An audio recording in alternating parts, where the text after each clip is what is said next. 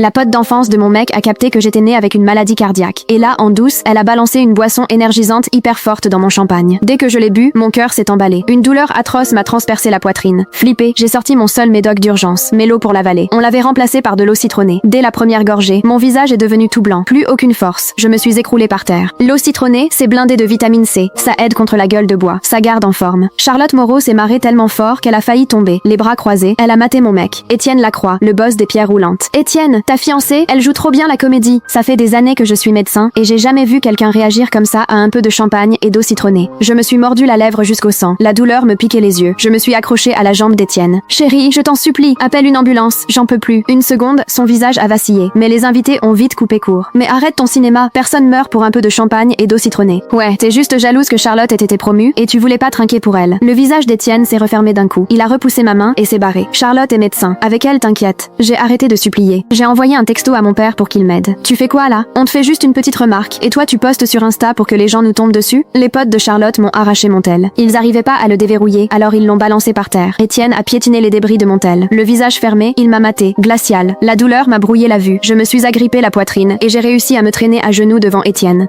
J'ai rien fait, Étienne. Je suis née avec un problème au cœur. Je crois que je fais une crise. S'il te plaît, appelle une ambulance. Étienne a fini par capter qu'un truc clochait. Il a froncé les sourcils. Mais avant qu'il bouge, Charlotte l'a tiré à l'écart. Étienne, ta fiancée, aucun respect. Tout le monde est venu fêter ma promo. Et elle, jalouse, elle essaye de tout gâcher. Je savais qu'Amélie me kiffait pas. Je l'ai invitée pour qu'on arrange les choses, mais ça lui a pas plu. Là, elle montre à tout le monde à quel point elle peut être méchante. Étienne, si j'avais su, je t'aurais invité toi tout seul. Elle m'a lancé un regard de mépris. T'es vraiment doué pour faire semblant, hein? Ce talent-là, tu devrais le garder pour le ciné. Au lieu de comploter et de tout pourrir. Je respirais de plus en plus mal. J'entendais mon propre souffle qui sifflait, comme un poids énorme sur ma poitrine, qui m'écrasait le dernier filet d'air. Étienne et Charlotte ont grandi ensemble. Ils avaient leur petit cercle à eux. Quand on s'est mis ensemble, Étienne était tellement pris par les affaires de la mafia, et par nous deux, qu'il voyait beaucoup moins ses potes. Ça, Charlotte, ça lui plaisait pas. Elle débarquait souvent sans prévenir quand Étienne et moi on sortait. J'en ai parlé plusieurs fois à Étienne, mais il l'a jamais pris au sérieux. Charlotte, c'est comme ma sœur, te prends pas la tête avec ça. Et là, Charlotte en a rajouté. Amélie, je suis juste là pour aider les copains à voir si t'es faite pour Étienne. Il t'a déjà accordé pas mal de temps, sois pas si gourmande. En gros, Charlotte me faisait comprendre un truc. Si je kiffais Étienne, je devais accepter tous ses potes. Charlotte comprise. Et même quand c'était censé être mon rencard avec Étienne, on finissait toujours par faire ce que Charlotte voulait. On mangeait ce qu'elle voulait. On matait les films qu'elle voulait. Au final, à tous mes rencarts avec Étienne, je me retrouvais à traîner derrière lui et Charlotte. Et si je montrais la moindre frustration, Charlotte se payait ma tête. Soi-disant, j'étais mesquine et jalouse. Et Étienne, du coup, il perdait de plus en plus patience avec moi. Je suis revenue au présent. Charlotte a maté ma tête de douleur et a haussé les sourcils, l'air méga fière d'elle. J'ai capté, Amélie, t'es tellement habituée au projo que t'as toujours besoin de voler la vedette, hein? Aujourd'hui, c'est moi la star. Et comme personne t'applaudit comme tes fans, tu nous fais ton cinéma juste pour qu'on te regarde.